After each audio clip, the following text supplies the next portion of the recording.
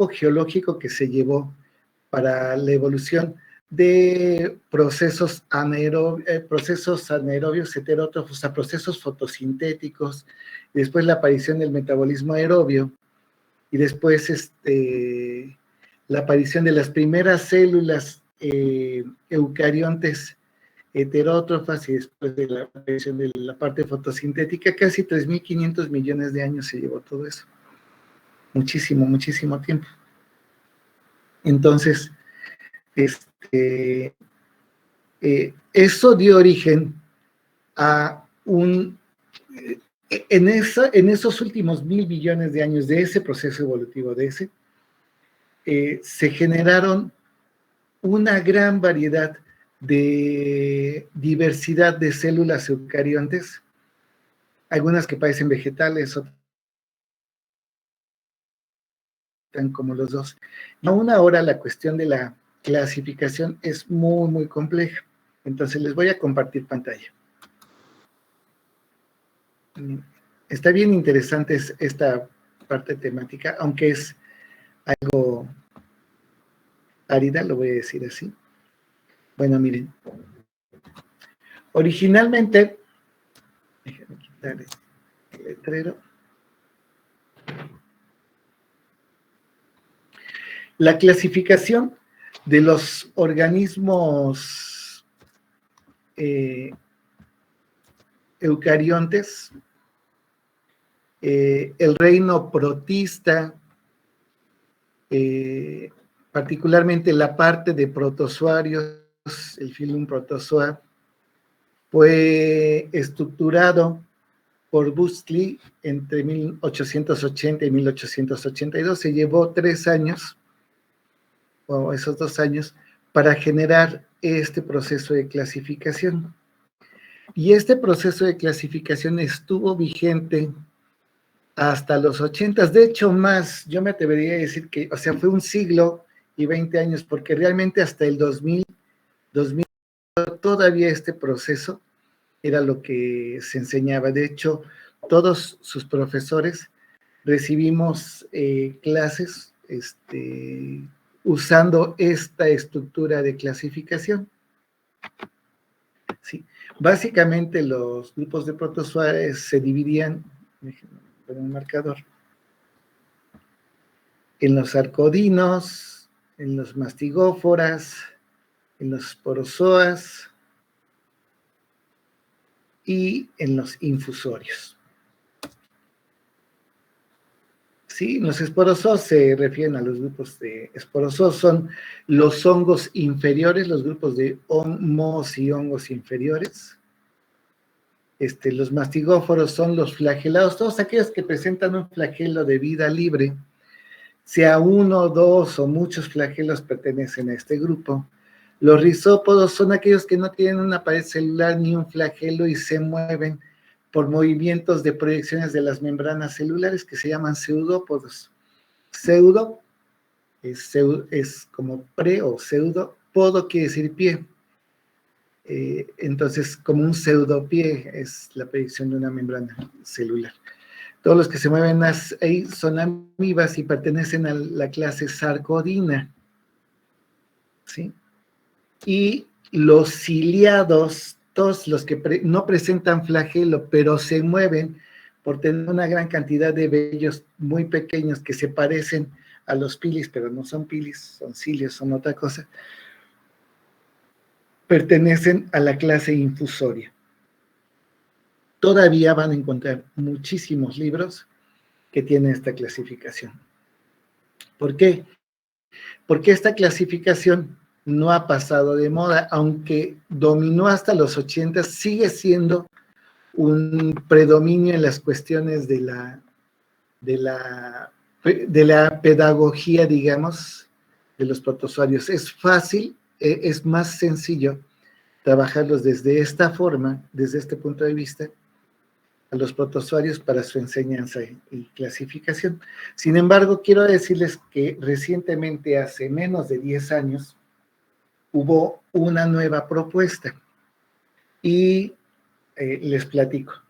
Cada determinado tiempo, el programa de la carrera de biología de nuestra universidad requiere recibir una actualización.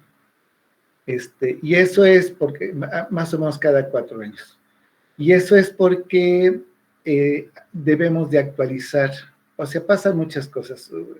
Unas cuestiones es estar actualizando constantemente el contenido programático, pero nos exigen actualizar la bibliografía. Ahora, los libros no los editan tan seguido, digamos. Hay libros que son muy buenos y que son de hace 25 o 30 años, pero que siguen siendo muy buenos en cuestiones de clasificación, morfología, etc. Pero para los ámbitos de la calidad de los contenidos programáticos, nos piden que actualicemos y la única forma de actualizarlos es tomar artículos científicos. Entonces, cuando se hizo este programa, es decir, no podíamos poner bibliografía que fuera más vieja de 6 años, una cosa así. 6, 7 años en su momento. Apenas se están revisando nuevamente. Entonces, cuando se hizo esta bibliografía, se encontró un artículo de una nueva clasificación y de esa clasificación se desprende el contenido del programa de esta materia a partir de esa última clasificación. ¿Por qué comento esto? Porque esa clasificación mete en apuros a la clasificación de los 7 reinos, porque promueve o establece la generación de nuevos reinos dentro de los grupos de protousuarios. Entonces se vuelve un lío. Entonces les voy a ir platicando a lo largo de esto. Esto que vemos aquí es un paramesion, es un ciliado de este grupo, de los grupos de los infusorios, ¿sí? Se dividen en 2 grandes grupos, los ciliados, como el paramesion, y los suctorias. Los suctorias son los que absorben bacterias, funcionan como si fueran trompetas o popotes que succionan a sus alimentos. De tal manera que este es un paramesio, es un ciliado del primer grupo, y eso que se ven como vellos son apéndices locomotores. Reman en conjunto. ¿Cómo reman? No reman de la misma manera que remaría, por ejemplo, un barco vikingo, donde todos los remos van para adelante y todos los remos van para atrás. No reman así. Reman generando ondas. Imagínense el mismo barco vikingo mucho más largo, pero que los remos se mueven de manera muy parecida como cuando estamos en un estadio y la gente se levanta haciendo una ola. Entonces se genera una onda generada porque las personas que se ponen de pie y se sientan a todo lo largo del estadio. Bueno, imagínense esa onda a todo lo largo de la célula del paramecio, y esa onda la genera el movimiento de los cilios. ¿Sí? Y ahora imagínense muchas ondas seguidas una detrás de otra.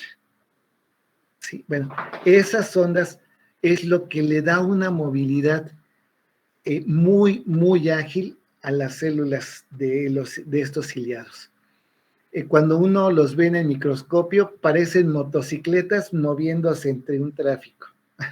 Sí, muy ágilmente, muy rápidamente, se mueven de manera muy rápida, a diferencia de los que tienen flagelo.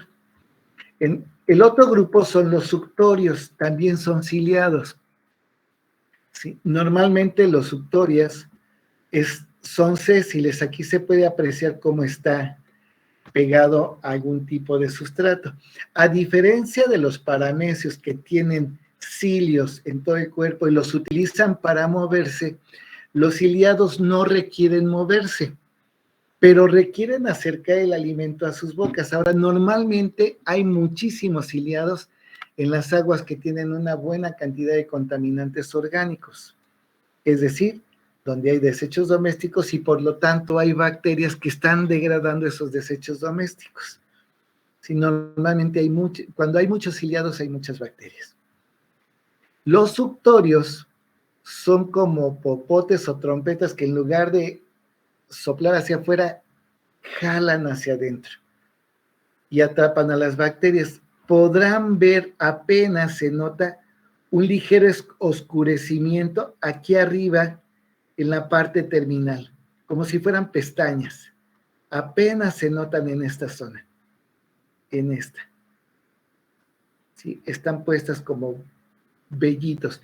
Todos esos se llama corona ciliar, ya lo veremos más adelante. Solo estoy ejemplificando cuál es nuestro objeto de estudio. Esta corona ciliar lo que hace es que genera, su movimiento genera corrientes de agua alrededor de este extremo de la célula y hace que el agua vaya al interior. Va al interior junto con las bacterias que van en el agua. Las bacterias que andan ahí degradando materia orgánica o trocitos de materia orgánica también entran, y todo esto que ven en el interior de la célula son bacterias, microalgas más chiquitas que puedan entrar ahí, partículas alimenticias que entran y se forman vacuolas vacuolas que lisan a las bacterias o vacuolas que lisan o que degradan a la materia orgánica, y después, ya una vez degradada y absorbida, los restos salen por acá. Todo esto que ven aquí son restos que la célula expulsa por esta parte, o sea, por toda la parte inferior de la mitad hacia abajo, está expulsando los restos de los lisosomas con material ya digerido. Perdón, ese es mi perro que se está ahogando. Ya, sobrevivió. Entonces, este es el otro grupo de ciliados de los que les hablaba, de los suctorios. Este es otro grupo, también, aquí en una microfotografía más o menos en 3D, es la parte delantera. Esto que estamos viendo aquí son euglenas, son de los que presentan flagelos, se llaman en la clasificación mastigófora. Estos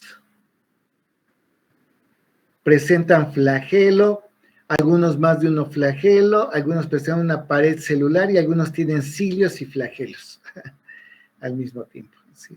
Eran estos tres órdenes. Siempre que tenga un flagelo va a pertenecer a la clase mastigófora, en muchos libros los van a seguir encontrando como tal. Estos. Y la mayoría de estos se caracteriza, al menos del grupo de los euglenoides, se caracteriza por esta forma que parece como de una hoja alargada, y no se nota en la foto, pero normalmente aquí tiene como una entrada celular, como si generara una vacuola, independientemente de que por aquí estuviera el núcleo, que llegara a tener cloroplastos, ¿sí? Estos son cloroplastos. Y normalmente el flagelo nace de esta cavidad y se proyecta, ¿sí? Más o menos aquí se ve la cavidad, más o menos. Esta mancha roja que ven aquí, que tienen todos, lo vamos a ver después, es una mancha ocular, es decir, le ayuda a percibir la luz y le indica la dirección a donde se encuentra la luz. Si hace fotosíntesis, puede nadar hacia la luz para seguir haciendo fotosíntesis. Pero este tipo de células, hay unas células muy complejas como estas. Esta cavidad que tienen aquí, normalmente esta mancha ocular la tienen aquí en rojo. Esta cavidad la utilizan porque además de hacer fotosíntesis, la luz hace fotosíntesis aquí para el cloroplasto, pueden fagocitar a otras partículas, incluso podrían fagocitar a otra, déjenme cambiar de color, podría fagocitar a otra euglena más pequeña, ¿sí? con su flagelo por ahí. Esta cavidad es una cavidad oral o bucal, de alguna forma, no como la concebimos con nosotros, pero es una parte que le permite ingerir y meter alimento y se secretan enzimas que degradan lo que esté allá adentro. ¿Sí? Entonces, son células que pueden comportarse como células animales. Incluso algunas de ellas pueden secretar enzimas sobre materia orgánica sobre la cual estén posadas y degradarla y absorberla como un hongo. Entonces se comportan como un hongo, como una célula animal que ingiere o como una célula vegetal que hace fotosíntesis. Wow. Sobre todo muchos grupos a los que llamamos microalgas, porque son de una sola célula o son coloniales, pueden hacer cosas como esa. Y eso hace, cuando lo entendemos, eso hace, ojalá puedan tomar una materia optativa, o bueno, después, si toman las de biología de plantas conmigo, vamos a aprender mucho porque ya vamos a poder salir a campo y porque vamos a ver muchas conductas, pero además vamos a visitar algunos lagos y algunas de estas algas, además de ser la producción primaria, los pastos, digamos, del zooplancton y de los peces que están ahí, pueden comportarse a su vez como hongos, como y como animales acuáticos. Entonces, ¿de qué va a depender de eso? Del que estamos trabajando. Eso va a hacer que éstas se comporten de una u otra forma. Y espero que cuando salgamos, bueno, podamos discutir mucho esto porque ecológicamente se vuelve un comportamiento muy, muy interesante. Otro grupo son los sarcodinos. Los sarcodinos, que el primero que estaba ahí, son las amibas, ¿sí? Entonces, aquí tenemos una amiba y esta es lo que hace la amiba es que proyecta el citoplasma hacia cierta parte y eso origina que se forme esto que se llama pseudópodo. Pseudópodo es pseudopie, ¿sí? Entonces, todos los que no tienen pared celular y que se mueven por pseudópodos o proyecciones de la membrana, pertenecen a los grupos de sarcodinos.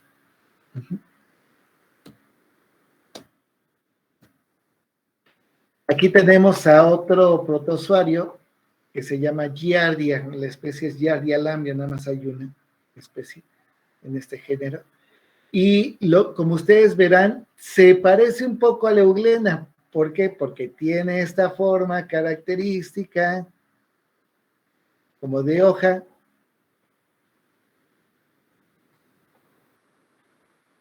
Aquí atrás, parece que hay un copete. Vean esto. Pero esto que está aquí, que estoy remarcando, es la cavidad oral. Y de ahí nacen estos flagelos. Viene esto que parece copete. De ahí nacen estos dos flagelos.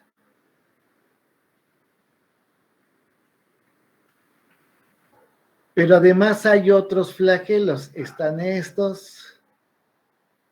Y en este extremo hay otros dos. Y parece ser que tiene dos núcleos.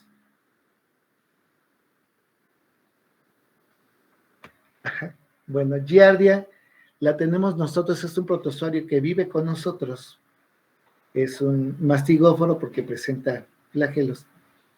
Y nosotros lo tenemos a veces como parásito o a veces cuando las cosas salen mal en nuestra salud, llega a reproducirse demasiado y se vuelve un problema de salud médica. Se llama Giardia lambia, es solo una especie y produce giardiasis, es una enfermedad que ocurre en nuestros genitales por el desarrollo de este protozoario, pero sigue siendo un flagelado.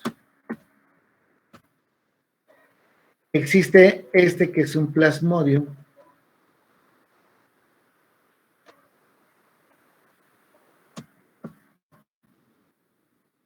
Existe estas que se llaman tricomonas, que se parecen muchísimo a Giardia y muchísimo a las euglenas. También tiene flagelos, También verán que todos los flagelos nacen de la cavidad que está aquí. Aquí sí nacen todos. Hay 1, 2, 3, al menos 3 o más flagelos. Aquí hay 1, 2, 3, 4, 5 flagelos de este lado. 1, 2, 3, 4. Parece que son 5. ¿Ok? Esta también es parásito humano. Sí, también causa problemas, sobre todo en vaginales en cuanto a una enfermedad venérea. No se transmiten por contacto sexual. Se llama tricomonas vaginales.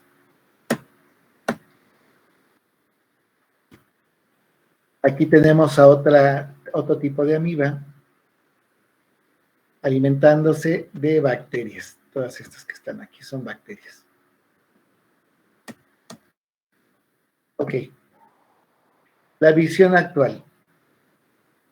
Les comentaba que la otra clasificación pues ya tiene 100, 120 años. La idea de reunir originalmente a protozoarios, algas eucariotas y hongos inferiores a los que llamamos mohos en el reino protista, como lo llamó Whittaker, o protoctista, como lo llamaron Margulis y Schwartz en el 88. Esta idea de reunirlos recientemente ha sido donada por los protistólogos, es decir, por la gente que se dedica a los protistas. ¿Sí? Antes les llamábamos protozoarios, eran los protozoólogos, ahora se les llama protistólogos. ¿Cómo cambia la denominación con el tiempo? Bueno, de hecho ahora se llama esto protistología y las revistas de los últimos 10, 12 años se llaman así, revista de protistología. ¿Sí? Abandonada recientemente, pero se reconoce que es buena la vieja, la que les acabo de presentar, la lista, que es buena pedagógicamente hablando. ¿Por qué? Porque es más fácil comprender la clasificación a partir de esos 4 grupos y de esa fila que con la nueva clasificación. Porque tenemos grupos unicelulares eucariontes. A partir de esto, de la vieja clasificación, son grupos unicelulares eucariontes. Todos son de origen polifilético, es decir, vienen o van hacia diferentes reinos, no obedecen a la característica de un solo reino. Hay reinos más cercanos, algunos se acercan al reino Plantae, algunos al reino Fungi y algunos al reino Animalia. De las células que vimos, algunas parecen más plantas, otras más hongos y más animales. De todos estos hay 213,000 especies, 3 docenas de filas. En el reino protista se consideran 83,000 especies extintas. Esto solamente en el 2000, tiene 20 años es este detalle. Todavía se trabajaba esta característica.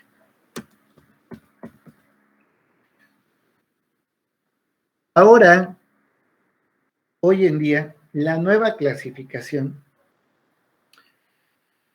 como unicelulares eucarióticos está considerando datos citoarquitectónicos. ¿Qué es eso de arquitectura? Citoarquitectura. Citoarquitectónicos, cito se refiere a células, arquitectónicos a cómo está construida la célula. Es decir, hay muchas formas y los vamos a ver incluso dentro de los grupos, dentro de los géneros del mismo grupo, hay unas diferencias celulares increíblemente grandes que pareciera que vienen de grupos diferentes, por eso la cuestión polifilética. Entonces, primero por las formas de las células y por cómo están constituidas. Esa es una de los criterios que se utilizaron. ¿Se acuerdan cuando comenzamos esto de la clasificación? Esta comenzamos con esos primeros temas de la clasificación, de que hay clasificación artificial y clasificación natural. Y la clasificación natural se basaba en tomar la mayor cantidad de atributos posibles para acomodarle en algo que tuviera cierta congruencia, coherencia, y que de a poco me iba a dar relaciones entre los grupos. Bueno, antes se hacía exclusivamente por morfología celular y por otro tipo de cosas, si presenta o no, por ejemplo, esos grupos que vimos, el de arriba era, si se parece a una amiba y no tiene pared celular ni flagelos, va a ese grupo. Si presenta flagelos, va al grupo mastigo. Va a estar dentro de los grupos ciliados. Si presenta esporas, va a ser un esporoso. ¿Sí? Esa era la característica general y después se iba particularizando. Ahora no se usa esa parte. Se utiliza un poco, sí, la arquitectura celular, es decir, la morfología celular, pero también considerando otro tipo de características nuevas. Se utiliza la biología molecular, es decir, la secuenciación de genes, la secuenciación de genes de ARN ribosomal, por ejemplo. Y el análisis cladista, un análisis cladista me va a tratar de agrupar por relaciones que existan entre los grupos. Se ha tratado de clasificar recientemente tomando estas tres características, pero considerando esto, no hay una clasificación natural ideal todavía. Sigue siendo muy complejo. ¿Sí? Este es el problema con el reino protista o protoctista. Y quienes intentaron recientemente clasificarlo, es la clasificación. La clasificación del programa se basa en la de Luqueta, de esta autora, que generó este artículo de una nueva visión en la clasificación de la vida, publicado en el 2012 en esta revista de protistología. Les digo que ya se llama protistología y no protozoología. La unidad 4 de nuestro programa, que se llama Diversidad de Unicelulares Eucarióticos, subdominio Uniconta, se basa en esta clasificación. Y se basa en esta clasificación por lo que les comentaba hace rato. Cuando se generó el nuevo programa, como obligaba a que se actualizaran, al profesor en turno que estuvo elaborando este programa, encontró este artículo, entonces se le hizo muy actual y quiso integrarlo. Hay una nueva clasificación de protistas, hay que integrar esa nueva clasificación de protistas a este ámbito. Detalles. Esto, cosas buenas es que es muy actual. Cosas complicadas es que la clasificación es más compleja. Y no solo por eso, sino porque propone desde la protistología a protistólogos, propone la creación de nuevos reinos. Hasta ahorita teníamos 7 reinos, ¿sí? Animalia, Plantae, Protista, Fungi, Eubacteria, Arqueobacteria y Cromista. Eran los 7 reinos que teníamos. Ahora, pareciera que el reino protista está desapareciendo. Y se crea un nuevo reino, varios reinos. Uno de esos reinos está señalado aquí arriba, animalioide. ¿Sí? ¿Cuál es el problema con esto? Que esto está aceptado entre la protistología, porque es algo muy actual, pero no está aceptado por la comunidad biológica completa. ¿Por qué? Porque no ha sido adecuadamente discutido.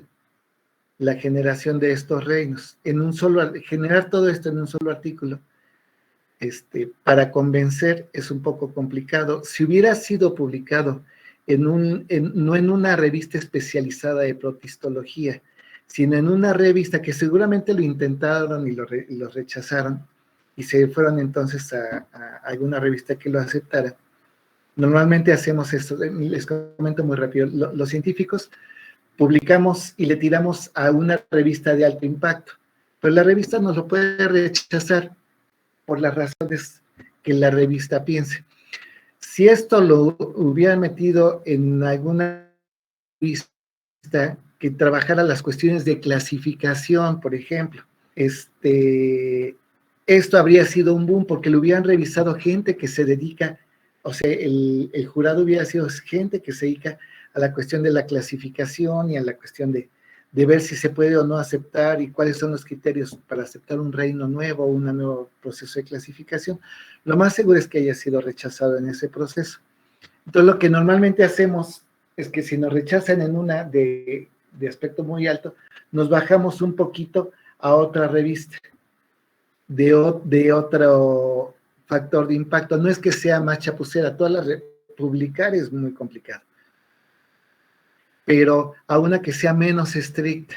Y entonces hacen una propuesta en una revista de protistología interesante, buena, sobre la megaclasificación de la vida, pero cuando generan esta cuestión de los nuevos reinos biológicos, se vuelve algo un poco caótico y no completamente aceptado por toda la comunidad biológica. De hecho, no por la mayoría, solamente por cierto grupo. No toda la gente que trabaja protistas ha aceptado esta clasificación. Y se volvió mucho más compleja para cuestiones de pedagogía. Pero bueno, esa es la clasificación que nos tocó en este programa.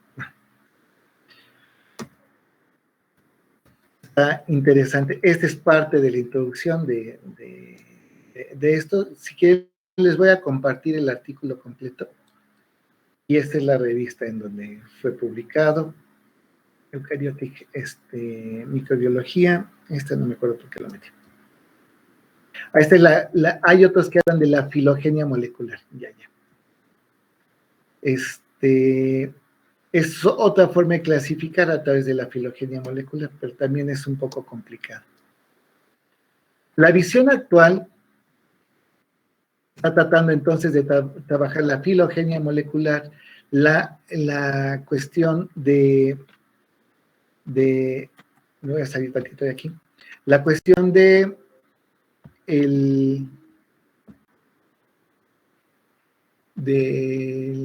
la arquitectura celular y las relaciones claristas que existan. Pero es un poco complicado. A lo que voy es a lo siguiente, miren. Actualmente, las células, la clasificación o el estudio de los grupos de protistas es complicado por la diversidad que existe entre las formas celulares y las relaciones tan cercanas o tan lejanas que a veces algunos grupos se encuentran. Lo que sí es cierto es que lo único que reúne a todos estos grupos es que pueden ser unicelulares o multicelulares, pero no generan tejidos verdaderos. ¿A qué me refiero con esto? Les voy a compartir una pizarra, el Paint. Miren, normalmente nosotros podríamos tener una sola célula. Cuando una célula se divide,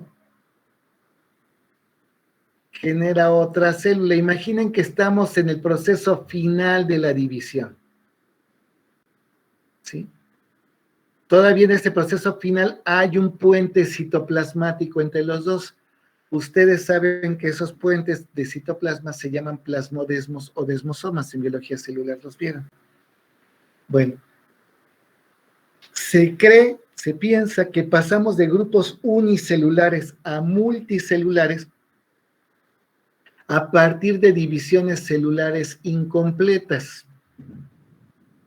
Cuando hay divisiones en un solo plano, es decir, hacia una sola dirección, ya existían en las bacterias, ya existían las cadenas de cocos, los estreptococos o los estreptobacilos, pero que la división celular fuera incompleta, podríamos nosotros llegar a tener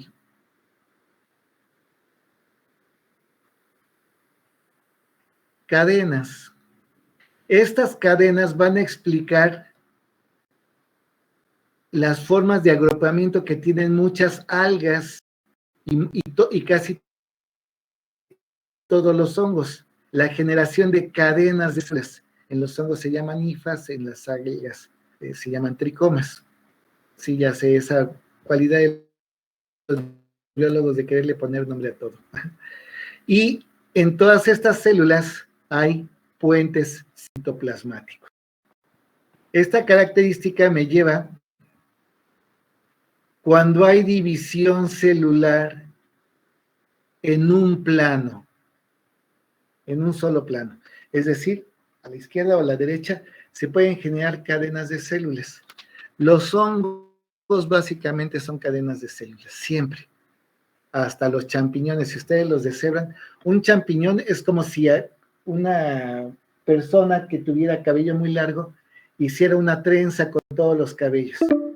Sí, entonces esa trenza forma el pie del hongo y el sombrerito, lo que nos comemos. Sí, pero básicamente es un trenzado de cadenas de células. Esto me da la división en un plano, ¿sí? Un filamento. La división en dos planos se iría hacia arriba y hacia abajo, y a un lado y a otro, y eso me daría,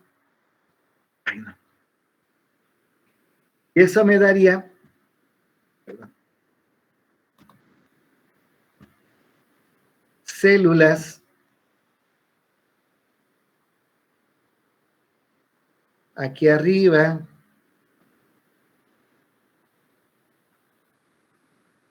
que tuvieran en contacto con otras.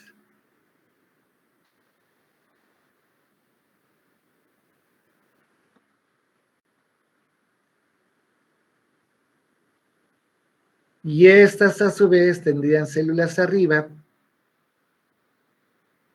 que tenían contacto con otras. Entonces, al final, esto me va a generar agrupaciones que me van a generar algo parecido a una lámina de células, como si hiciera una hoja de lechuga. Imagínense que una lechuga tiene una célula de una hoja. Bueno, hay algas que tienen 2 células de grosor y que forman grandes hojas, más grandes que sus manos, con 2 células de grosor. Y obviamente todo esto, obviamente está mal dibujado, perdón, soy mucho mejor en el pizarrón, créanme.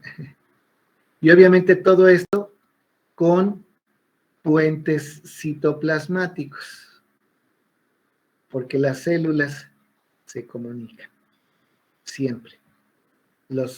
Eso es lo que nos hace multicelulares. Si no, solo seríamos un agregado de células. ¿Cuál es la diferencia entre, por ejemplo, 2 seres humanos que están pegados por el vientre, de los que llaman siameses, a 2 seres humanos separados? Que si nosotros cortamos a los siameses se desangran. Hay intercambio de flujo sanguíneo entre ellos. Aquí hay conexiones citoplasmáticas entre las células. Un organismo multicelular presenta conexiones citoplasmáticas que se llaman plasmodespos. ¿Sí?